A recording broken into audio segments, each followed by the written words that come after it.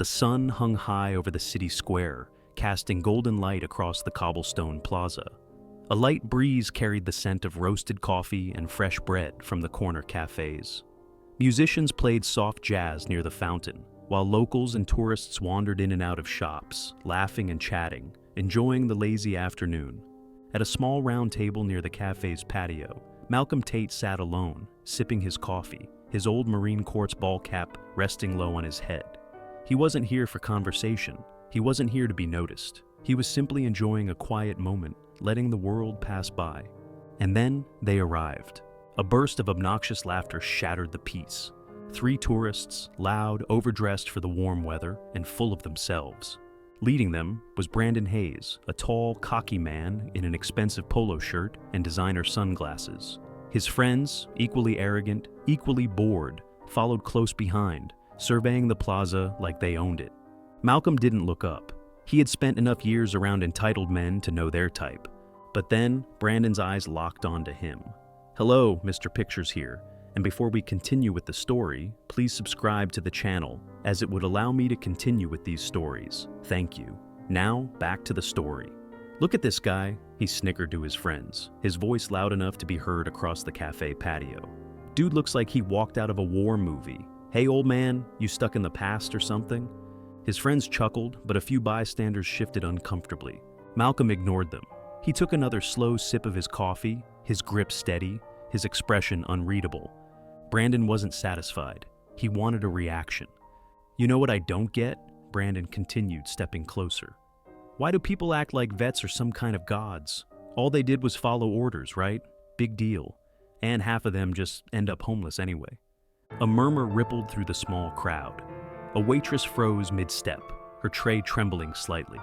A couple of people near the cafe exchanged uneasy glances. A few even pulled out their phones, sensing something was about to happen. Malcolm didn't move, didn't flinch, didn't even look up. That infuriated Brandon. "Come on, old man, tell us a war story," Brandon taunted. "How many people did you kill? Or are you one of those guys who just sat behind a desk pretending to be important?" Still, no reaction. Brandon's face darkened. He wasn't used to being ignored, so he reached for Malcolm's hat. The moment his fingers brushed the fabric, everything changed. Malcolm's hand shot up with lightning speed, gripping Brandon's wrist in a vice-like hold. The plaza went dead silent. Brandon gasped, eyes wide. His cocky smirk vanished as he felt the strength in Malcolm's grip. Iron, unyielding, effortless control. Malcolm finally lifted his gaze. His eyes were sharp, calm, unreadable, and in that instant, Brandon knew he had messed up. The world seemed to hold its breath. Then slowly, deliberately, Malcolm released his wrist. Brandon stumbled back, humiliated, his face turning red. He let out a nervous laugh, trying to recover. "Geez, man, relax. It was just a joke." Malcolm wiped his hand on a napkin. "Yeah?" His voice was low, measured. "Then why aren't you laughing?" Brandon swallowed, his bravado crumbling under Malcolm's stare. Someone near the cafe chuckled. Another person muttered, "That's what I thought." And then, from somewhere nearby, a voice said, "I got that all on camera." Brandon turned sharply. A young woman stood a few feet away, her phone still pointed at him, recording. And suddenly he realized how many people were watching. Not just watching, filming. Brandon's hands curled into fists. "Oh, you've got to be kidding me." The woman smirked. "Oh, you're trending, buddy." Malcolm leaned back in his chair and took another slow sip of his coffee. He didn't have to do anything. Karma had just arrived. The video spread faster than wildfire. By the time Brandon Hayes had stormed away from the cafe, shaking with humiliation, the internet had already decided his fate. A few hours later, Malcolm Tate was still at the cafe, enjoying a second cup of coffee when Maria, the owner, came over with her phone in hand, shaking her head with a smirk. "You've seen this yet?" she asked, turning the screen toward him. Malcolm barely glanced at it. The video had nearly 1 million views. The caption read, "Tourist tries to humiliate veteran, regrets it immediately." The clip played in perfect clarity. Brandon's arrogance, the insults, the moment he reached for Malcolm's hat, and the instant shift in power when Malcolm stopped him. The stunned silence, the crowd watching, The way Brandon stumbled back like a fool. And then, of course, the moment someone off camera had muttered, "Oh, you're trending, buddy." The comment section was brutal. Imagine getting humbled this bad in 4K. Mess around and find out. Veteran edition. That man served his country. The only thing Brandon ever served was overpriced cocktails at a rooftop bar. Where's this guy work? Because I'd love to call his boss. Malcolm exhaled through his nose, shaking his head. People have too much time on their hands. Maria chuckled. Maybe, but sometimes they use it for the right things. Malcolm wasn't interested in viral videos. He wasn't interested in online wars or internet justice. But still, something about how quickly people had rallied around him made him pause. He had done nothing, hadn't fought, hadn't argued, hadn't even raised his voice. And yet, the world had picked a side. His side. Maria nudged his shoulder. Well, I hope you're ready, because something tells me this is just getting started. She was right, because on the other side of town, Brandon Hayes was watching his life fall apart in real time. He sat in his hotel room, phone clutched in his hands, staring at the screen in horror. His name was trending, not in a good way. The video had made its way onto Twitter, TikTok, Instagram, everywhere. And now people had found out who he was. His personal accounts were flooded with comments, mocking him, calling him out, exposing his entire past. His LinkedIn profile had been hit with hundreds of fake reviews, all pointing out that he was a disrespectful, entitled idiot. His boss had emailed him. Brandon stared at the subject line. "We need to talk. Call me immediately." His stomach churned. This wasn't just a bad moment anymore. This was ruin. His girlfriend Kara had stopped replying to his texts. When he finally called, she answered with an exhausted sigh. "You really did it this time," she muttered. Brandon's grip tightened on his phone. "It's not a big deal. It's all over the internet," Kara snapped. "People are messaging me, asking how I could date someone like you. My boss even asked me about it." Brandon clenched his jaw. "Okay, but number? I don't want to hear it." Her voice was cold. "You embarrassed yourself. You embarrassed me. And you insulted a Marine, a real hero. What did you think was going to happen?" Brandon had no answer. Kara let out a breath. "I can't deal with this, Brandon. We're done." And then, just like that, she hung up. Brandon tossed his phone across the room, watching as it slammed against the hotel wall and crashed onto the floor. He wanted to scream. This was not supposed to happen. It was just a joke, just a few words. But now it had cost him everything, and it was all because of that veteran. Hello, Mr. Pictures here. And before we continue with the story, please subscribe to the channel, as it would allow me to continue with these stories. Thank you. Now, back to the story. Meanwhile, Malcolm's day had continued as normal, except now, strangers were approaching him. People at the cafe walked by to shake his hand.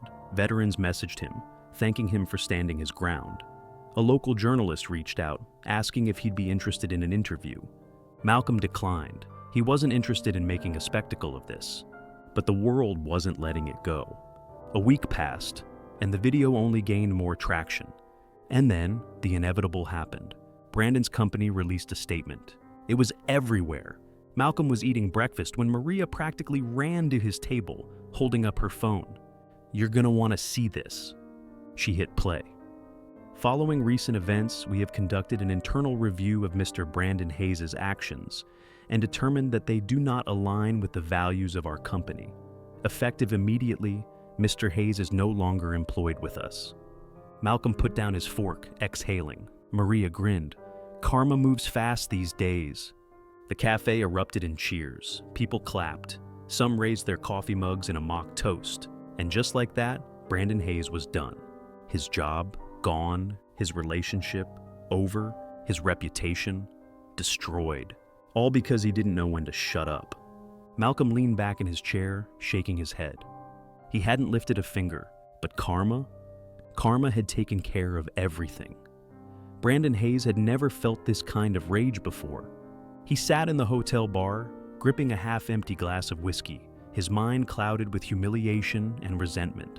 The world had turned against him in a matter of days. His company fired him, his girlfriend dumped him, and his name was now a permanent stain on the internet, all over a stupid veteran. The bartender switched the channel on the TV, and there he was again, Malcolm Tate, sitting for yet another interview, his face calm, composed, completely unbothered. The host smiled as she spoke. "Mr. Tate, since the incident, people have been rallying behind you. Veterans across the country have been sharing their stories, and many are calling you an inspiration. How does that feel?" Malcolm exhaled slowly, nodding. "It's not about me. It's about respect. There are a lot of us out there who served, who sacrificed, and we come back home to find that not everyone sees our value. If this moment reminds people to appreciate those who fought for their freedoms, then I consider that a win." The bar erupted in cheers, customers nodding their heads in agreement. Brandon clenched his jaw, his pulse pounding in his ears. A win. This guy had won, without even trying. Meanwhile, Brandon was a laughingstock. His bank accounts were frozen while legal battles with his former company loomed. He had no job, no opportunities, and no way to fix his image. But Malcolm Tate? That man had only gained more respect. Brandon slammed the glass onto the bar and pushed himself up, staggering toward the exit, his vision blurred with alcohol and fury. He couldn't let it end like this. He needed to confront Malcolm, to make him understand what he had done. And most of all, he needed revenge. And this it. Malcolm was locking up his small office when he heard the uneven footsteps behind him. He didn't turn, didn't flinch. He had spent enough time in combat to know when a man was approaching with bad intentions. The footsteps stopped just a few feet away. A long pause. Then, the slow, slurred voice. "You think this is funny?" Malcolm finally turned, his eyes cool and unreadable. Brandon stood there, his face red, his movement sluggish from the alcohol. His shirt was wrinkled, his once polished shoes scuffed. The man who had strutted through the cafe with arrogance was now a shell of himself. "You ruined my life," Brandon hissed, swaying slightly. You did this." Malcolm sighed. "Go home, Hayes." Brandon let out a bitter laugh. "Go home? I don't have a home. You made sure of that. You and your little internet army." He jabbed a finger toward Malcolm's chest, his breath thick with whiskey.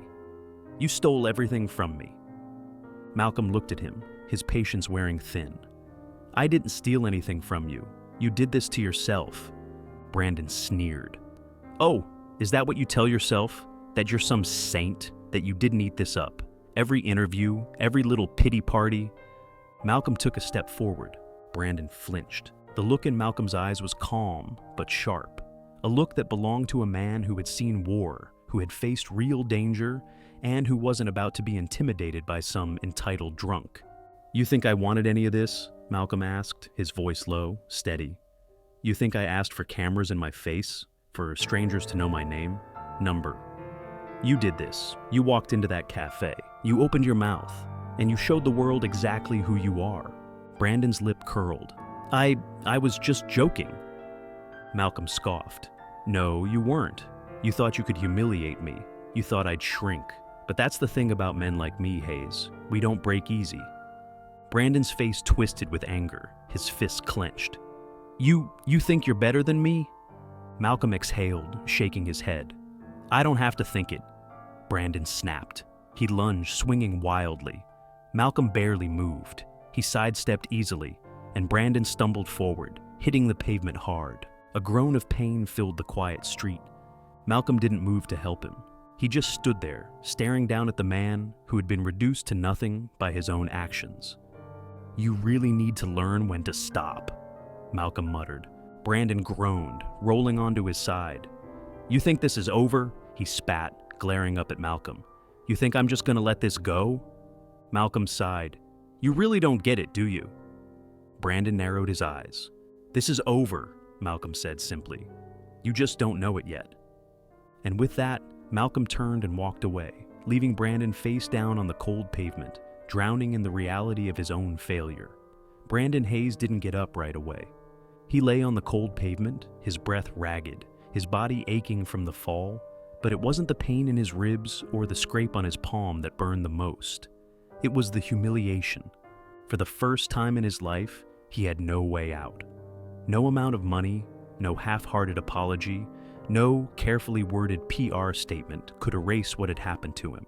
He had spent years believing he was untouchable, that the world revolved around people like him, wealthy, privileged, above consequences. But now, he was just another loser who got what he deserved. And the worst part, Malcolm Tate hadn't even fought him. Hello, Mr. Pictures here. And before we continue with the story, please subscribe to the channel as it would allow me to continue with these stories. Thank you. Now, back to the story. He had barely lifted a finger, hadn't even raised his voice. That was what hurt the most. Brandon had spent his entire life being the loudest person in the room. He had thought power came from who could talk the biggest, who could intimidate the fastest. But Malcolm had proven him wrong. True power wasn't arrogance. It wasn't money. It was control. And Malcolm Tate had all of it. Brandon sat up, shaking, pressing a hand against his ribs. The street was empty now, the dim streetlights buzzing above him. His phone buzzed in his pocket, but he didn't check it. He didn't need to. He already knew what the messages would say. More people laughing at him, more mockery, more karma coming full circle. With a groan, he pushed himself to his feet, staggering toward the alley where his rental car was parked. The walk felt longer than before, like the weight of his own stupidity had finally settled onto his shoulders. By the time he got into the driver's seat, the rage had drained from his body. There was nothing left. No anger, no fight, just emptiness. He gripped the steering wheel and let out a slow, shuddering breath. He had spent days blaming Malcolm for ruining his life. But now, sitting alone in the dark, staring at his reflection in the rearview mirror, he saw the truth clear as day. Malcolm Tate hadn't done anything. Brandon had ruined himself. Malcolm didn't think about Brandon Hayes again. By the next morning, the encounter was already a distant memory, something he had filed away as just another example of a man who had never learned respect until it was too late. He spent the day in meetings, coordinating efforts for the veteran housing initiative he had started with the GoFundMe money. What had started as a single outreach project had turned into a movement. Businesses were reaching out, offering jobs to veterans. Cities were approving grants for mental health resources. Real change was happening, and Malcolm had never felt more at peace. He had lived a life filled with battles. Some fought overseas, some fought right here at home. But this was a fight that mattered. By the time he made it back to his usual cafe that evening, Maria already had his coffee ready. He smirked, taking a seat at his usual table. "You knew I was coming?" he asked. She shrugged. "You're a creature of habit, Tate." He took a sip, sighing in satisfaction. The cafe was buzzing with conversation, but Malcolm barely noticed when a couple of customers near the counter whispered his name. He had gotten used to that. People recognizing him. Veterans coming up to shake his hand. The respect. Not the viral kind, not the fleeting internet-driven buzz that faded after a week. Real respect. The kind that lasted. Lisa Carter, the journalist who had filmed the original video, slid into the seat across from him, grinning. "You see the news?" Malcolm raised an eyebrow. "Something I need to know about?" She handed him her phone. Breaking. Former executive Brandon Hayes announces plan to work with veteran charities following public backlash. Malcolm snorted. "Let me guess. Damage control." Lisa smirked. "Probably, but from what I hear, he's actually getting involved, quietly. No PR stunts, no cameras." Malcolm exhaled, shaking his head. Guess karma wasn't done with him yet. Lisa studied him for a moment, then leaned back in her chair. "You never wanted revenge, did you?" Malcolm shrugged. "I didn't have to." Lisa nodded, setting her phone down. "Well, whether you wanted it or not, you got it, and you turned it into something good." Malcolm glanced around the cafe, at the people sipping their drinks, at the veterans who had begun frequenting the place, knowing it was a space where they were welcome. At Maria, who had quietly started hiring ex-military staff. At everything that had grown from one moment of quiet dignity in the face of ignorance. He took another sip of coffee and let the warmth settle in his chest. Yeah, this was better than revenge. This was justice.